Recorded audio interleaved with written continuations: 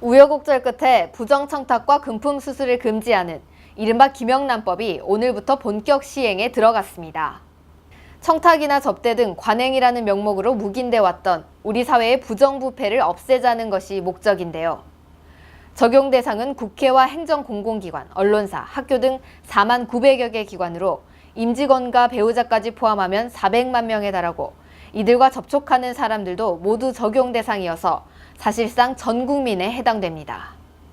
우리 남구청의 경우는 김영란법 시정을 앞두고 전 직원들 대상으로 김영란법에 대해서 알아보고 김영란법을 좀 지켜서 공직사에 대한 국민들의 신뢰를 더 두텁게 하기 위한 노력을 해왔는데요. 실제 오늘 이제 시행이 되면서 또 앞으로 이 김영란법이 사실은 저희는 그동안의 공직사회가 더 투명해지고 또 공정하게 업무 처리하기 위해서 노력을 해왔습니다. 그런 점에서 비춰보면 김영란법 때문에 공직사회가 여러 가지 혼란스럽거나 그러진 않을 거라고 믿고 있고요. 김영란법 시행 첫날 곳곳에서 변화가 나타나고 있습니다. 음식점이 고가의 메뉴를 바꾸거나 업종 전환에 나서는가 하면 국회에서는 의원들이 자비로 식사를 하고 있습니다. 각종 식사와 술자리 약속을 취소하거나 최소화하는 모습도 보이고 있습니다. 직접적 규제 대상인 공무원과 교사, 언론인 등은 당분간 오해를 피하기 위해서 아예 만남을 기피하고 있습니다. 반면 김영란법 덕분에 업무상 만남이 투명해질 것이라는 기대도 있습니다. 부담스러운 민원을 거절할 수 있는 명분도 생겼습니다. 하지만 고급 음식점들은 이러한 상황을 우려하는 분위기입니다. 3만 원이 넘는 식사가 어려워지면서 가격을 낮추는 등의 대비를 해왔지만 일단 조심하자는 분위기 탓에 당장 오늘 점심부터 예약률이 저조하다고 말합니다. 당장 오늘부터 지금 아이가 어렸을 때구만.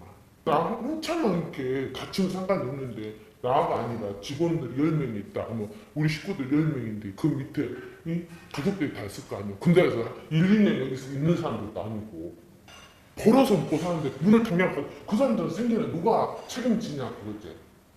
응? 이렇게까지는 쪼아서는 안 된다. 조금 더 풀어줘야지.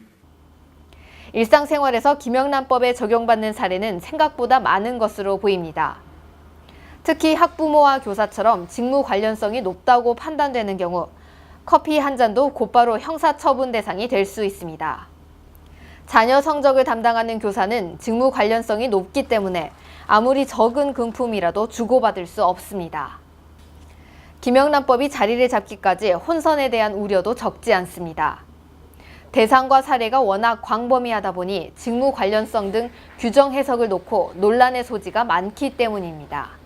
김영란법 이전에도 우리 공공기관 같은 경우는 3만 원 이내에서 업무 협의라든지 각종 모임들을 했었는데 이것마저도 이제 법이 시행이 되니까 공무원이라든지 관계 기관들에서 업무 협의 자체도 꺼려하기 때문에 그런 부분이 많은 어려움이 있고 오찬이나 만찬에 이런 행사마저도 이 범위 안에 들어가는지 공식 행사에서 제외는 한다고 하지만 사회적 통념의 범위 내에서 하라고 하는데 그렇다면 그 사회적 통념이 어디까지인지에 대해서는 아무도 그 규정을 내려주지 못하고 많은 이들이 김영란법에 대해 복잡하고 이해하기 힘들어 혼란스럽다는 반응을 보이고 있는 가운데 김영란법에 대비하는 애플리케이션이 등장하기도 했습니다.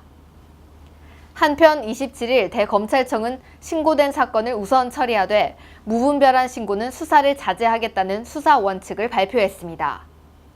특히 검찰은 근거 없이 익명으로 누군가를 모함하기 위한 무차별적인 신고 사범은 무고 혐의로 처벌하겠다는 방침입니다.